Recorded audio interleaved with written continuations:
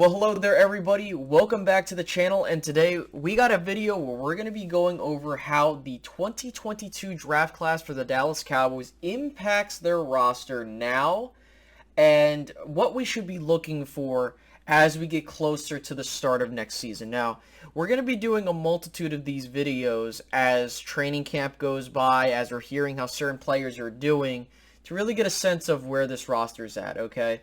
So I'm going to give you my thoughts and opinions on where I think these rookies should be placed on the depth chart, where I feel the Cowboys have upgraded, or certain regards to how I feel they really should do better next year. That's just my personal take on this whole thing. So, before I get started, if you guys could like the video, that'd be greatly appreciated. It's important to do that so it does better in YouTube's algorithm. On top of that, if you could subscribe to the channel, that'd be greatly appreciated. That doesn't take long to do, and you make sure you get more Cowboys content from me. Trying to hit 10,000 subscribers by the end of the year, so your subscription would be greatly appreciated.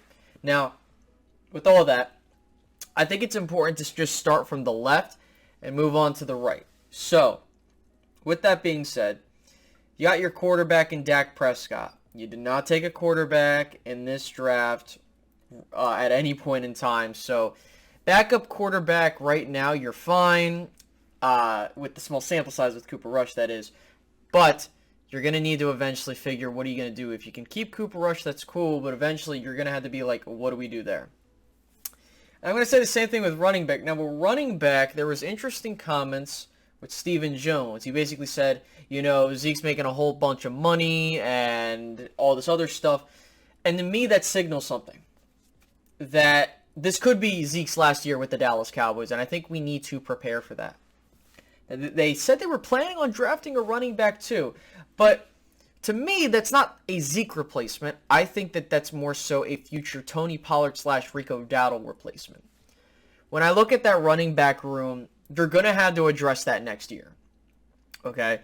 But for now, it's a yellow. I think that for now, you have guys in-house, but there's no long-term answer, especially if Zeke continues on his path. If he can reverse course and somehow have a great season or good season next year, like without looking just gimpish, we'll be fine there.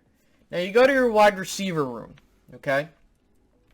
You add Jalen Tolbert to this room, and now, again, I want to make this clear, because I'm going to say this a couple times in these videos. I'm not including undrafted free agents unless they make the team, okay? Or if there's like a legitimate, like, okay, this guy's gaining steam to make the roster, because a lot of these guys we tend to overrate and they don't make the roster, or some other mixture of things, okay? So, for me, when you consider that Michael Gallup will not be playing for the first couple of games, or first half of games, arguably, and you look at, you got a guy like James Washington, you brought back Noah Brown, and then you get Simi Fehoko and the guys below them. For me, I think Jalen Tolbert, as I move this around, I personally think he's your wide receiver 3. I really do. I think that your starting lineup's going to be CeeDee Lamb, Jalen Tolbert, and James Washington on day one, assuming nothing crazy happens. and that's fine. I think that the Dallas Cowboys, I'm going to have to say that they have solidified their wide receiving core in the long term. You get your three-headed monster, you know, not saying that it's great, but you got CeeDee Lamb, you got your wide receiver. You basically solidified, you got 1, 2, and 3. And that's what I think the Cowboys are going to do going forward. And then you have the guys below them, which you can just rotate in and out. But that's your receiving core. So you're set there, in my personal opinion. I love Jalen Tolbert. I think he's a great fit for the Cowboys, and he adds an element of speed that we've been looking for. So now we move on to the tight end room, okay? You got in Jake Ferguson. You brought back a couple of these other guys, and Dalton Schultz has the massive question mark. Are you re-signing him, or is this just going to be a tag and let go season? And that is where the fate of the tight end room lands. If it were up to me, and I think that this is just true, Jake Ferguson's your backup tight end right now. That's just where he's at right now. It's because not only is he here for 4 years once he signs the contract, You realistically can just rotate between the guys behind him. And for Schultz, if he gets a long-term deal, this gets a green for me. This gets a the position is set type of grade. But for now, this is a yellow until you determine what you're doing with Dalton Schultz. He's franchise tagged. You got to figure out what you're going to do. I personally believe you should let him walk. I'm not going to pay the guy $11 million when the numbers that he has, if you go back and look at the tape, are a byproduct of how teams game planned against the Cowboys. There's a reason why his numbers looked really good. And I'm not saying Schultz is terrible. I just want to make that clear. All I'm saying is like you could, do better. And I think, like, if you had a Trey McBride, a Jake Furt, like any of those guys, like they're on that same level. No disrespect to Schultz, but that's the honest truth of the matter. And Ferguson's actually a better blocker. But yeah, you address tight end. Assuming Schultz comes back for at least another year, it's a yellow for me. If he comes back long term, it's a green. Now we get to the most important group. That's your offensive line, people. Okay, so the first thing the Cowboys did was they drafted Tyler Smith, the tackle out of Tulsa, with the 24th pick.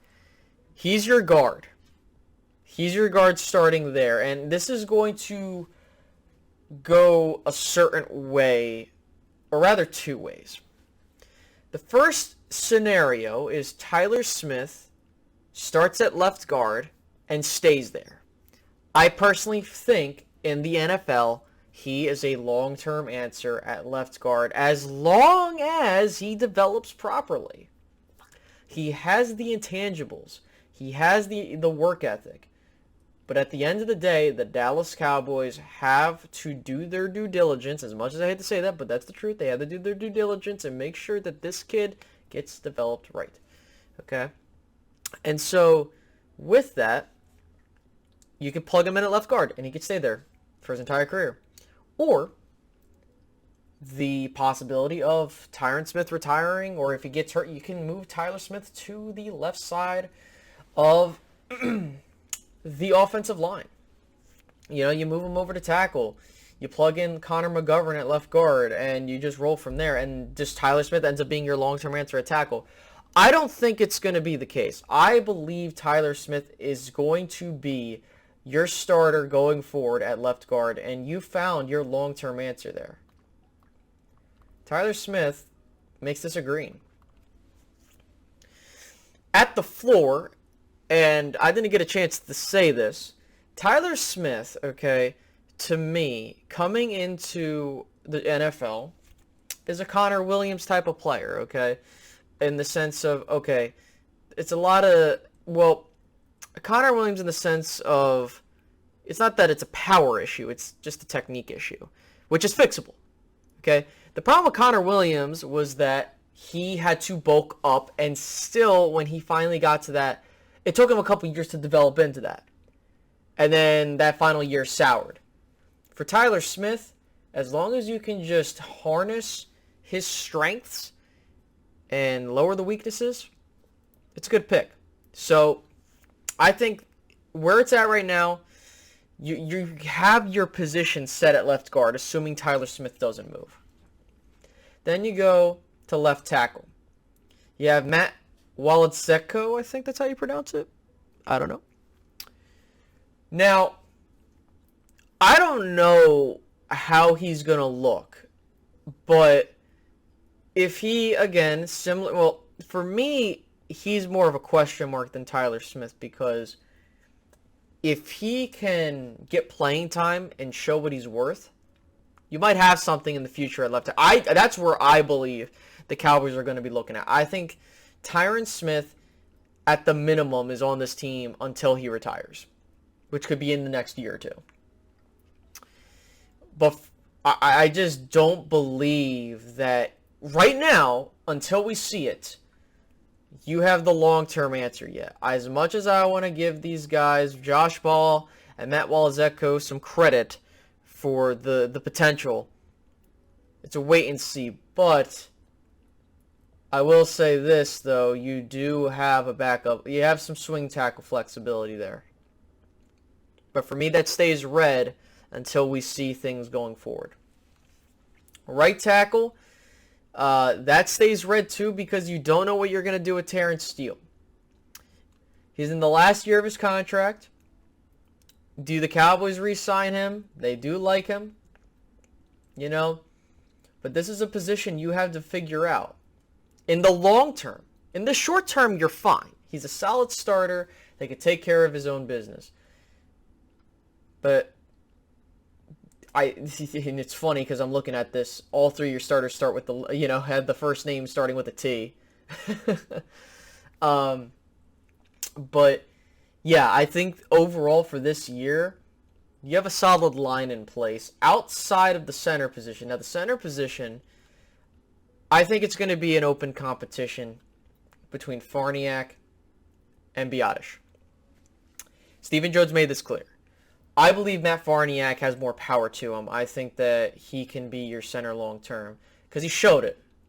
He has game time that said, hey, if you look at the film, he shows that he has that ability to do his thing. But here's the thing. We got to see this on a long-term basis, okay? Connor McGovern, in the short spurt of things, looks solid at right guard. I believe that Connor McGovern's your backup at right guard. That's just my personal opinion. But the Cowboys like Connor McGovern a lot. But I do think this is his last year with the Cowboys. But going back to the center position, that's another question mark. If you could re-sign Terrence Steele on a long-term deal, you got Zach Martin at that right guard position. You kind of figure you have Tyler Smith at left guard or left tackle. At that point, if we're being optimistic, you realistically just have to figure out if you can upgrade your center or find your long-term answer at left tackle, and you're good to go. So, I think your offense is good. It's okay. I think there are no problems there, but you might have some question marks as we get closer and closer, but we got to see some film. Let's move over to our defensive side of the ball and the special teams unit. So, when you take a look at that, all right, we start with our ends, okay? So, the Dallas Cowboys took Sam Williams, an edge rusher. You brought in Dante Fowler. I still keep this as a yellow. I don't think the Cowboys have, right now, any long-term answers at the position right now. But if I am to guess where Sam Williams lands in all of this, I'm going to keep him here. I think that there's more of a chance that Dante Fowler kind of, I think it's probably going to end up looking like this. But it's going to be more of a rotation. It's not like a set, these are the guys, outside of DeMarcus Lawrence and Dorrance Armstrong. Either way, you bring in Sam Williams, you got Chauncey Goldstein. I think that, I think you got some young guys there for the rotation. But you can't be afraid to add more. Sam Williams, if he hits his potential, got yourself a quality starter. But we'll wait and see. You go to the defensive tackle position. Cowboys added John Ridgeway, the guy out of Arkansas. One of my favorite picks, especially if he pans up because, he's some guy that's going to take up the interior for you. If I'm giving it a buck, I think he's probably going to end up, he's probably going to end up here, probably, in the rotation. But again, with your defensive lines and your defensive, it's not like your offense where you have to have set guys, there's no rotation. I think that's where you end up for the time being. You go to left, and then, again, I'm going to keep it yellow because I don't think you have a set answer right now. But you at least got more young guys, which is cool. Now, linebacker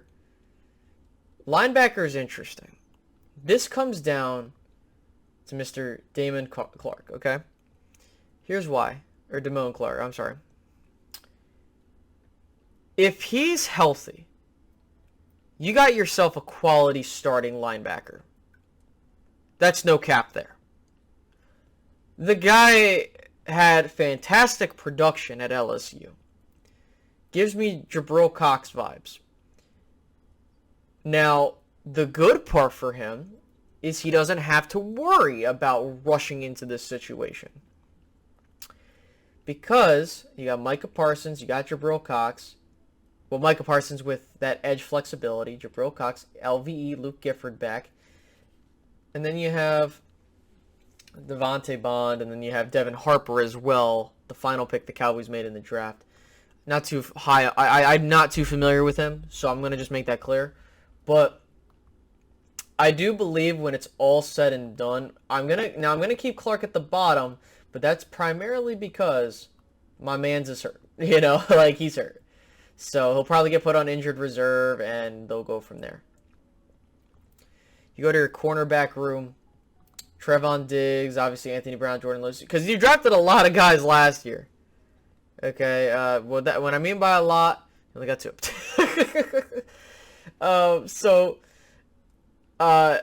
You bring in Deron Bland. I like what his skill set looks like. If I'm keeping it real, I don't see where he fits this year, but long term maybe. But I'm not super high on some of these other guys. Outside of when it comes to him, not specifically, I'm sorry, but the undrafted free agents. I know a lot of people love to talk about. You got this guy who he had in the 3rd round grade or all this other stuff. I don't care about that. All I care about is who makes the team at the end of the day. Outside of the guys that are going to get 4-year contracts. So the Cowboys had Deron Bland. I'm going to just keep him where he's at right now until otherwise, because I don't know what the Cowboys have planned for this cornerback room. And I forgot to change the color with linebacker, but I think this goes to a yellow, determining how Clark and Harper turn out. With the safeties, the Cowboys did not take a safety in this draft. I still think outside of what you have, you maybe can use an upgrade, but we'll see how things pan out this year. Kicker, punter, and long snapper. Now, they did add a rookie undrafted kicker, but I'm going to keep it red until we kind of figure out who we have and if it makes sense. So to kind of recap our roster here before I turn you guys loose, on your offensive side of the ball, in the long-term set of things, realistically, the only 2 positions that I have question marks about are left tackle, right tackle, and center. And running back, too. Tight end, I would throw this in here, but I think tight end, you're not in a tough bind. But running back and your tackles, and center, you just got to figure out what you're going to do there. Otherwise, you go to your defensive side of the ball. And defensively, the Dallas Cowboys, honestly, you could always have room to improve with other guys. I understand Micah's in there, and you got Trevon Diggs, but you got to look at the other guys behind them and the long-term implications of that. Let's just see how these guys pan out. But I think the Cowboys are kind of positioning themselves for a run in 2023, that being. Because when you look at how this team in terms of the free agents, realistically, the Cowboys can afford to let all of these guys walk, and they'll be fine. Which is a good thing to see. Because usually in other years you're like, well, minus Terrence Steele probably, but if I'm the Cowboys, I'm looking. The only guy that I think you need to try and bring back is Terrence Steele. That he's keeping it real. But that's the end of that, ladies and gentlemen. So if you enjoyed this video, make sure to give it a like, make sure to give it a subscribe as well for the channel, and tell me how you guys feel about this roster. I'll catch you guys in the next one. Have a good one, guys. Bye bye.